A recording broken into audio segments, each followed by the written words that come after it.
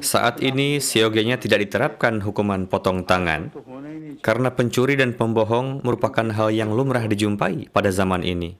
Syariat tidak mungkin dapat diterapkan di dalam lingkungan suatu masyarakat yang tidak tercipta islah perbaikan di dalamnya.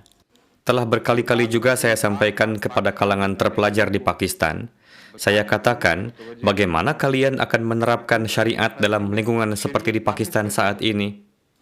Apakah tangan setiap pencuri akan dipotong, sedangkan semuanya pencuri? Mulai dari pejabat tertinggi sampai pada level bawah, semuanya pencuri dalam perkara kepentingan mereka masing-masing. Bukan saya yang mengatakan, pihak oposisilah yang bilang begitu. Bukanlah hak saya untuk mengatakan bahwa pemerintah yang sekarang adalah pencuri. Pihak oposisilah yang mengatakan bahwa pemerintah yang sedang berkuasa saat ini adalah pencuri. Kalau hukuman potong tangan diterapkan, maka partai politik yang menang dan mendapatkan kekuasaan di pemerintahan nantinya akan memotong tangan pihak lawan mereka. Sebaliknya, ketika pihak yang bertangan buntung tadi menang dan berkuasa di pemerintahan, giliran merekalah yang akan memotong tangan lawan yang telah memotong tangan mereka sebelumnya. Bagaimana Anda akan menerapkan syariat dalam lingkungan yang dipenuhi dengan kebohongan? Seorang ketua Mahkamah Agung telah memberikan kesaksian dengan mengatakan, seumur hidup saya tidak pernah ada satupun kasus persidangan yang saksinya, pengacara maupun penuntutnya memberikan kesaksian yang benar di pengadilan. Kebohongan pasti ada saja di dalamnya. Lantas, bagaimana mungkin hukuman potong tangan akan diterapkan jika kondisinya seperti itu? Coba Anda lewat di gang-gang di Pakistan, lalu kumpulkan 4 orang, dan bayarlah 10.000 atau 20.000 rupiah untuk memberikan kesaksian palsu, menuduh seorang wanita tak berdosa melakukan zina.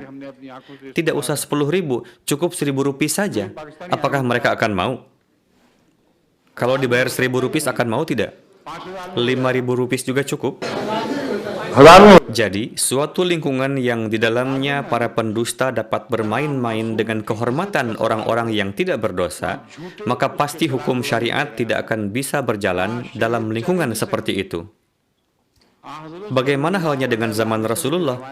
Sebelum menerapkan syariat, beliau telah terlebih dulu memperbaiki akhlak umat, sehingga sebagian besar penduduknya telah bersih dari keburukan sampai batas tertentu.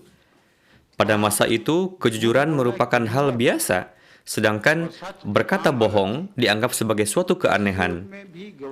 Namun meskipun demikian, tetap saja Rasulullah menetapkan standar yang tinggi untuk menjadi seorang saksi dalam persidangan, sampai-sampai jika di antara 4 saksi persidangan, salah satunya diketahui pernah buang air kecil di pojok pasar, maka menurut ilmu fikih, kesaksian orang yang seperti itu tidak bisa diterima. Coba lihat di Pakistan, orang-orang biasa buang air kecil di setiap pojok gang-gang. Ketika kencing, giginya menggigit tali celana. Lihatlah kenyataan, tidak cukup hanya sekedar syariat-syariat. Kenapa saya berkata demikian? Karena saya pernah menyaksikan sendiri kelakuan mereka yang suka menggembar-gemborkan syariat di Pakistan. Mereka biasa kencing di gang-gang sambil menggigit tali celana dan tangannya dimasukkan ke dalamnya. Pemandangan yang menjijikan, sangat memalukan. Dan lucunya justru para ulamanya juga rajin melakukan kebiasaan itu.